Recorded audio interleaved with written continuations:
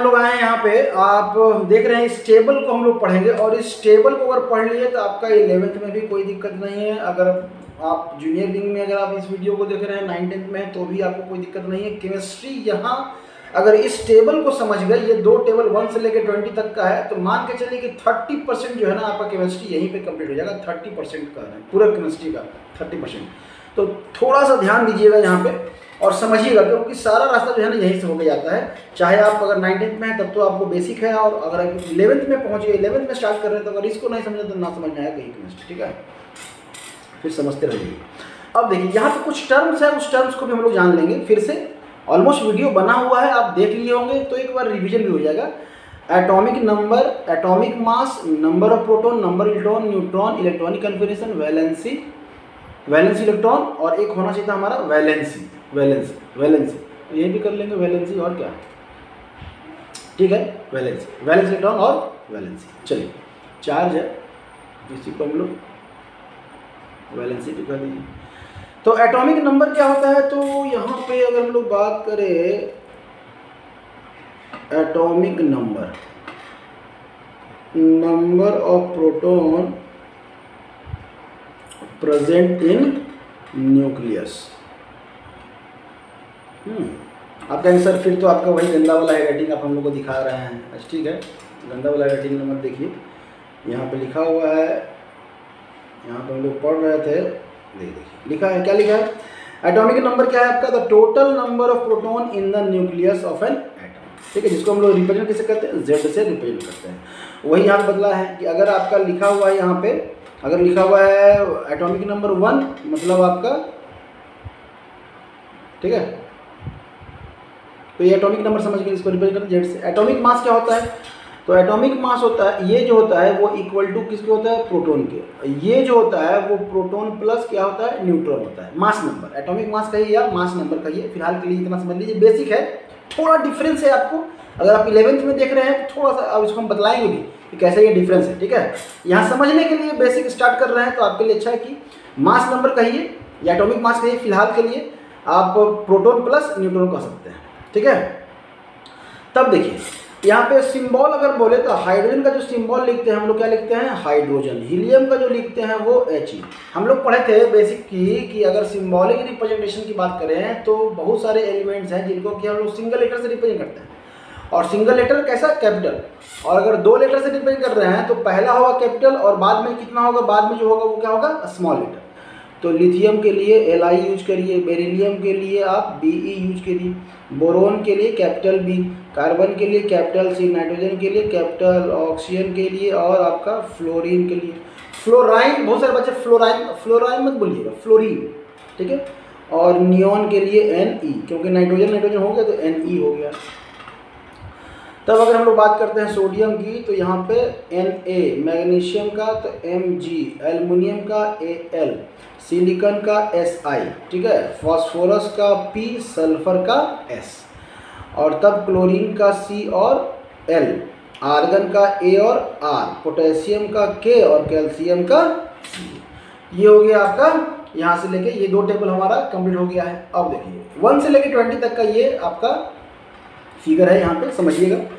Atomic number की बात करें, एटॉमिक नंबर की अगर हम लोग बात करते हैं तो एटॉमिक नंबर आपका हाइड्रोजन का 1, 2, 3, 4, 5, 6, ये 7, ये 8, ये 9, 10, मतलब ये सीरियल वाइज सही हम लोग लिखे थे यहाँ पे।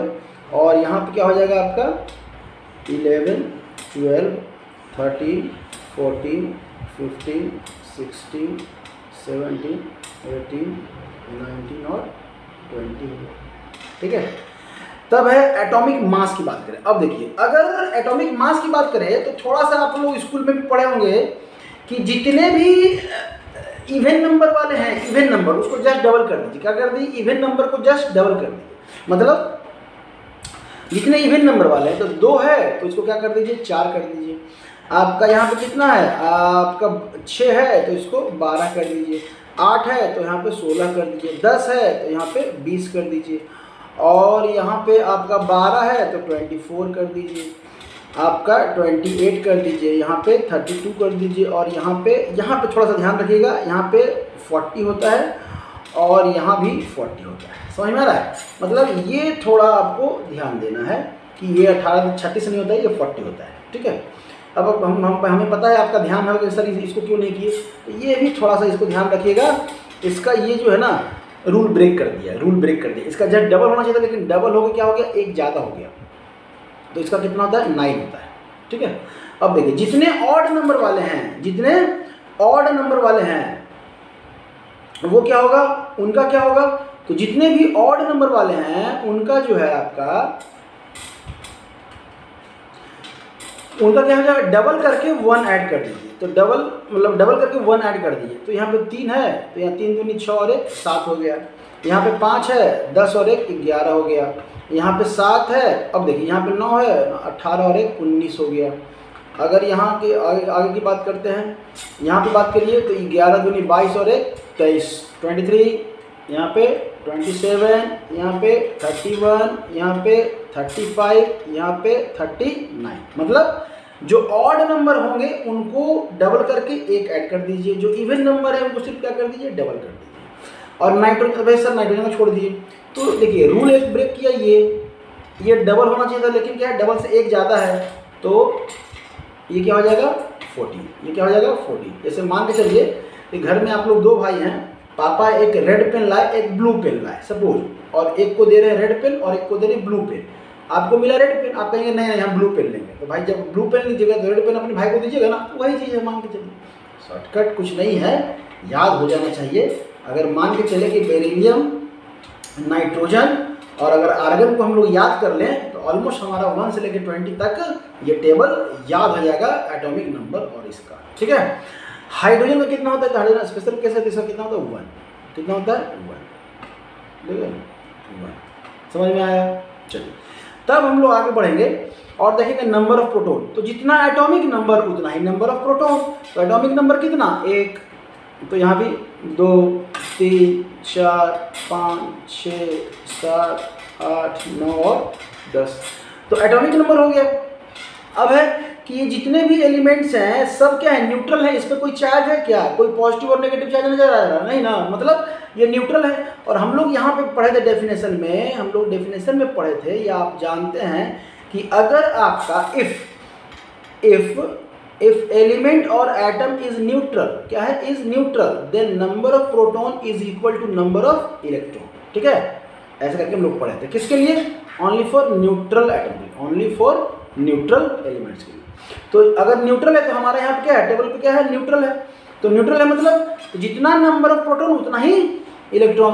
तो यहाँ पे क्या हो जाएगा आपका, अगर हम लोग बात करें तो यहाँ पे 1 2 3 4 5 6 7 8 9 और 10। कोई दिक्कत?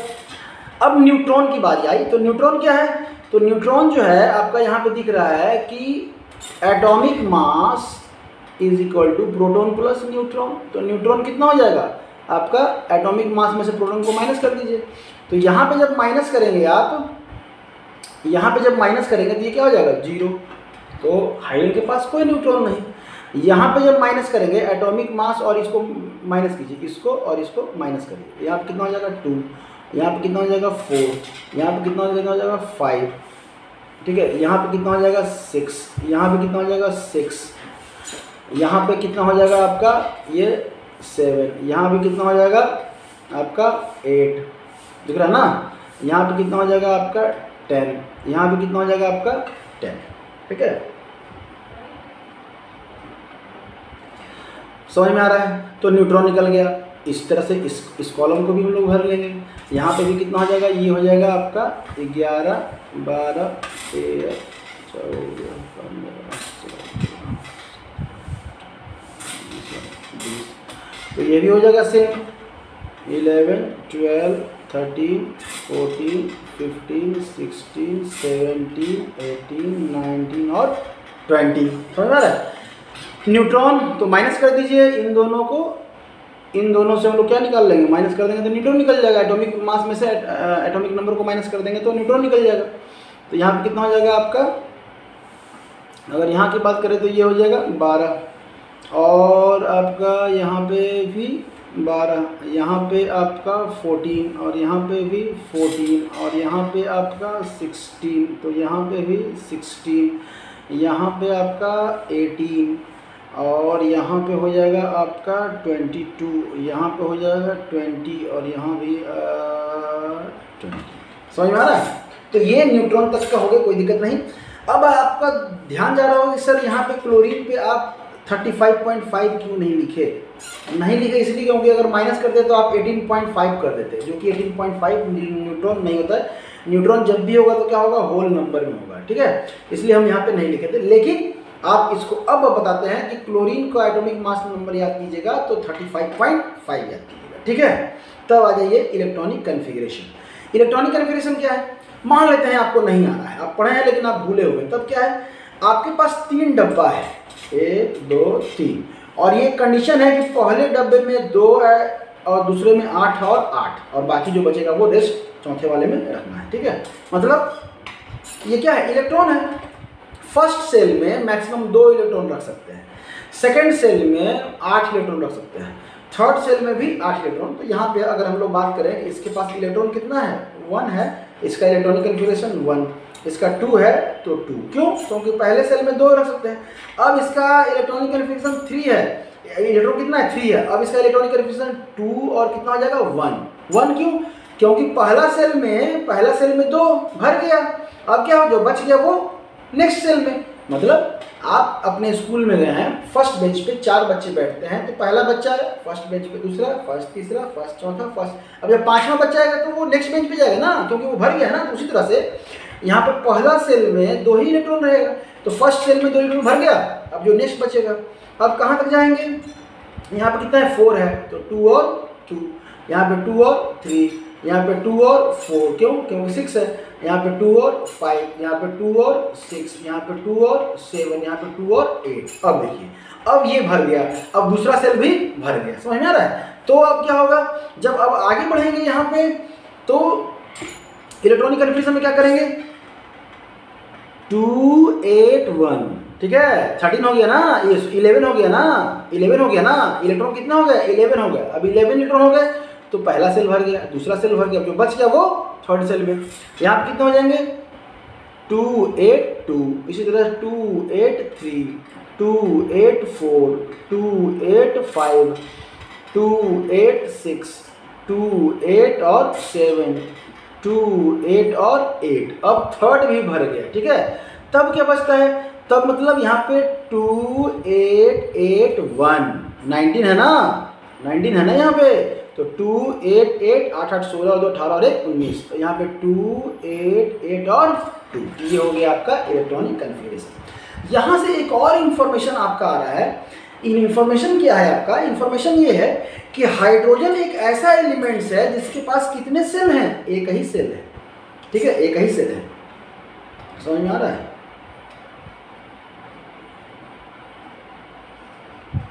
ठीक है। चलिए, हीलियम एक ऐसा एलिमेंट है जिसके पास 2 सेल है, लिथियम एक ऐसा सेल है जिसके पास एलिमेंट है जिसके पास 2 सेल है, और लिथियम से लेकर आप कहाँ तक, नियोन तक देख रहे हैं कि कितने सेल हैं, 2 सेल एलिमेंट्स हैं ये। अब आगे बढ़ जाइए, सोडियम से लेकर आपका कहाँ तक, आर्गन तक, ये जितने भी एलिमेंट्स हैं इनके पास कितने सेल हैं, 3 सेल हैं, ये 1 सेल, 2 सेल और ये थर्ड सेल। समझ में आ रहा है, समझ में आ रहा है, समझ में आ रहा है, समझ में आ रहा है, समझ में आ रहा है, ठीक है। अब पोटेशियम और कैल्शियम कितने सेल हैं, 4 सेल हैं, यहाँ पे आपको इस तरह से मिल जा रहा है, ठीक है। चलिए, तब हम लोग बात करते हैं, यहाँ पे दिख नहीं रहा ना, तो यहाँ पे ऐसे समझ में तो आ ही रहा होगा, दिख ही रहा होगा यहाँ पे। तब बात करते हैं वैलेंस इलेक्ट्रॉन की। तो आउटर मोस्ट सेल में जितने इलेक्ट्रॉन हैं उसी को हम लोग वैलेंस सेल कह रहे हैं। अब हाइड्रोजन के पास एक ही सेल है, अब आउटर कहिए चाहे अंदर कहिए, बात तो बराबर ही है, ठीक है। जैसे आपके पास एक ही रूम का घर है तो आप उसको बड़ा रूम कहिए, छोटा रूम कहिए, आगे वाला कहिए, बाहर वाला कहिए, गेस्ट रूम कहिए, डाइनिंग रूम कहिए, जो भी कहिए, तो एक ही रूम है ना।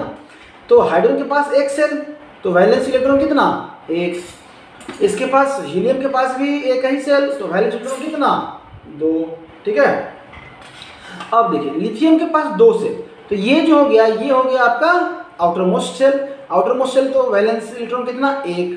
तो यहाँ पे 2, यहाँ पे 3, यहाँ पे 4, यहाँ पे 5, 6, 7 और 8, मतलब मैक्सिमम कितना हो सकता है? 8 हो सकता है। कैसे पता? क्योंकि जैसे ही हम लोग यहाँ पे आएंगे, जैसे ही यहाँ पे आएंगे तो यहाँ पे फिर से क्या हो जाएगा? 1 हो जाएगा। क्यों? अब इसका आउटर, अब इसके पास 3 सेल है, अब आउटर मोस्ट सेल ये वाला है, थर्ड सेल। यहाँ पे 2, 3, 4, 5, 6, 7, 8। अब फिर से ये भर गया। अब क्या होगा? अब इसके पास फोर्थ सेल में चला गया, तो क्या हो गया? 1 और यहाँ पे 2। ठीक है, तो यहाँ से पता चला कि जो वैलेंस इलेक्ट्रॉन है वो आउटर मोस्ट सेल में जितने प्रेजेंट हैं उसी को हम लोग कहते हैं वैलेंसी। समझ में आया? ठीक है, ये बहुत इंपॉर्टेंट टेबल है।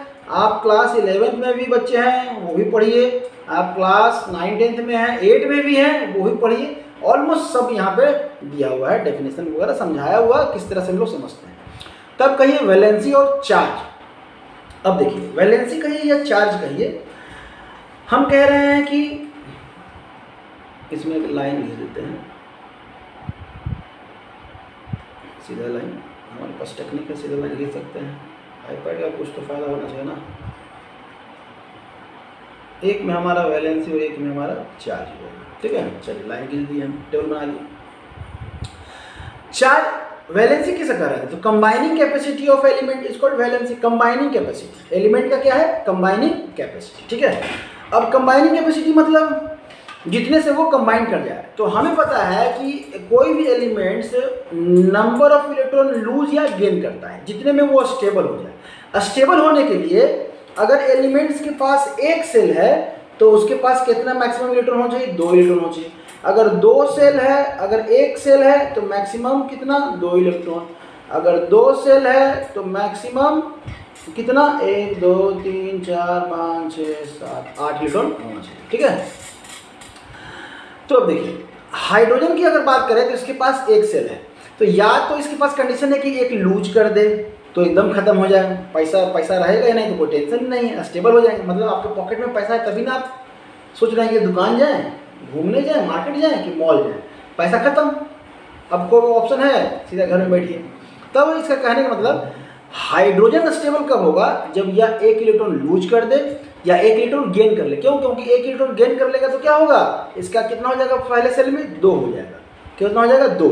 तो गेन करे या लूज करे कितना इलेक्ट्रॉन? एक इलेक्ट्रॉन। तो वैलेंसी कितना हो जाएगा? 1। तो वैलेंसी कितना हो जाएगा? 1। हीलियम के पास एक सेल है और 2 इलेक्ट्रॉन है, इसके पास वैलेंसी ये नहीं बनाता है, ये स्टेबल, इसीलिए इसको इनर्ट गैस भी कहते हैं। क्या कहते हैं? इनर्ट गैस कहते हैं ना। स्टेबल है, इसका वैलेंसी 0 होता है। तब है लिथियम के पास आ जाइए। अब ये एक इलेक्ट्रॉन अगर लूज कर दे, अगर ये एक इलेक्ट्रॉन लूज कर दे तब क्या हो जाएगा? इसके पास एक सेल बचेगा और एक सेल में 2 इलेक्ट्रॉन भरा हुआ है, मतलब एक इलेक्ट्रॉन लूज कर रहा है, तब ये इसका वैलेंसी कितना हो जाएगा? 1। उसी तरह से ये 2 इलेक्ट्रॉन लूज करके ये 3 इलेक्ट्रॉन लूज, अब इसके पास हो गया 4। अब 4 इलेक्ट्रॉन लूज नहीं कर सकता। क्यों? क्योंकि यहाँ से कंडीशन है कि या तो लूज करेगा नहीं तो गेन करेगा, क्योंकि ये बीच में आ गया है। भाई चाहे लूज करे चाहे गेन करे, कितने इलेक्ट्रॉन के साथ? 4 इलेक्ट्रॉन। हमारा डेफिनेशन ही कह रहा है कि नंबर ऑफ इलेक्ट्रॉन लूज और गेन, तो या तो लूज करे या गेन करे। तो लूज भी कर रहा है 4 का या गेन भी कर रहा है 4 का, तो वैलेंसी कितना? 4। इसलिए कार्बन का है ना टेट्रा वैलेंसी होता है। पढ़ेंगे आगे। अब देखिए इसके पास आउटर मोस्ट में कितने हैं? 5 इलेक्ट्रॉन है। अब इसको स्टेबल होने के लिए कितना चाहिए? 3 इलेक्ट्रॉन चाहिए। कितना चाहिए? 3 इलेक्ट्रॉन। क्यों चाहिए? क्यों सर, ये लूज नहीं करेगा क्या? अरे बाबा, स्टेबल होने के लिए आपके सेल में या तो 8 इलेक्ट्रॉन होना चाहिए और नहीं तो 2 इलेक्ट्रॉन होना चाहिए। तो 2 वाले तो बस 2 ही है ना यहाँ से, बाकी अब ये क्या करेगा? गेन करेगा। क्यों? क्योंकि 8 इलेक्ट्रॉन चाहिए। अब इसका 3 इलेक्ट्रॉन लेना आसान है कि 5 इलेक्ट्रॉन देना? तो आप कहेंगे सर 3 इलेक्ट्रॉन लेना। और जो बच्चे कह रहे हैं कि 5 इलेक्ट्रॉन देना आसान है, सपोज कीजिए आप और आपके फ्रेंड जो है ना मेला घूमने गए हैं और आपके पास 5 रुपया और आपके फ्रेंड के पास 3 रुपया और 8 रुपये का एक टिकट मिल रहा है जिसमें सिनेमा देखा जा रहा है। सपोज कुछ भी 8 रुपये का मिल रहा है, आप उसके पास गए, वो आपके पास आया, बोला तुम 5 रुपये दे दो, हम ये देख लेंगे। आप क्या बोलेंगे? तुम ही हमको 3 रुपये दे दो, हम देख लेंगे। बोला नहीं हम नहीं देंगे। तो क्या आप उसको 5 रुपये दीजिएगा? नहीं दीजिएगा। क्यों? क्योंकि 5 देना आसान नहीं है, 3 लेना आसान है। तो ये 3 लेगा तो यहाँ पे वैलेंसी कितना हो जाएगा इसका? 3। ठीक है। और अगर नहीं समझ में आए तो जितना वैलेंस इलेक्ट्रॉन है 4 के बाद उसको 8 से माइनस कर दीजिए, मतलब इसको समझने के लिए 8 माइनस 5 कर दीजिए, कितना बचा 3। इसको 8 माइनस 6 कर दीजिए, कितना बचेगा 2। इसको 8 माइनस 7 कर दीजिए, कितना बचेगा 1। अब इसको 8 माइनस 8 कर दीजिए, कितना बचेगा 0। इसलिए नियॉन भी क्या है आपका, इनर्ट गैस है। क्या है आपका, इनर्ट गैस। समझ में आ रहा है वैलेंसी के बारे में, कोई दिक्कत यहाँ पे, ठीक है। अब देखिए, अच्छा हाँ, चार्ज की भी बात कर लेते हैं, चार्ज का ही बात कर लेते हैं।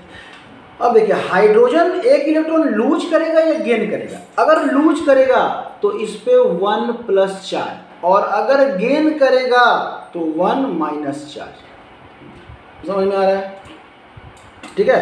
तो मतलब हाइड्रोजन पे अगर आप प्लस चार्ज देखें तो समझ लीजिए कि वो लूज कर दिया, अगर नेगेटिव चार्ज देखें समझ लीजिए वो गेन कर लिया। नियॉन के पास तो कोई चार्ज होगा ही नहीं, क्योंकि लूज गेन करेगा नहीं। अगर लिथियम की बात करें तो लिथियम आपको प्लस में नजर आता है, ठीक है। हाइड्रोजन प्लस कर दीजिए, हाइड्रोजन माइनस कर दीजिए। और अगर हम बात करें बेरिलियम का, तो बेरिलियम +2 नजर आता है, क्यों, क्योंकि ये लूज कर रहा है। आपका यहाँ पे बोरोन जो है ना +3 में नजर आता है, क्यों, क्योंकि वो लूज कर रहा है।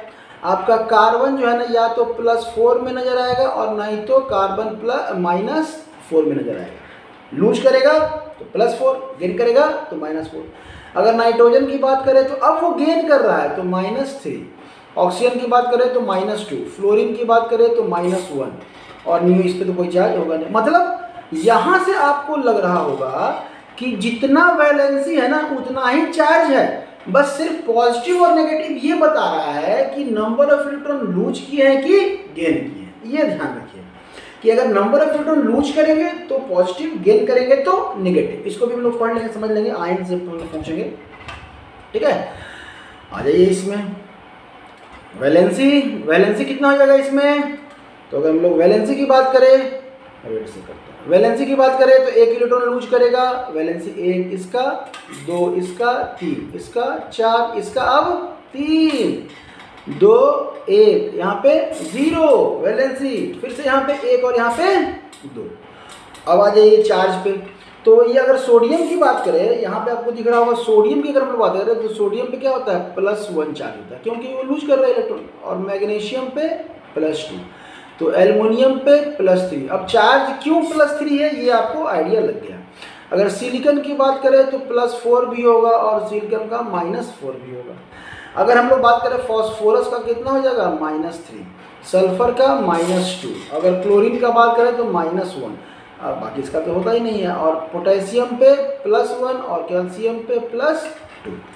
तो मतलब आपको यहाँ पे ये समझ में आ गया कि चार्ज क्यों है और कैसे। इस टेबल को याद रखिएगा, इस टेबल को अगर आप याद कर लिए तो आपको 30% केमिस्ट्री यहाँ पे समझ में आ गया है।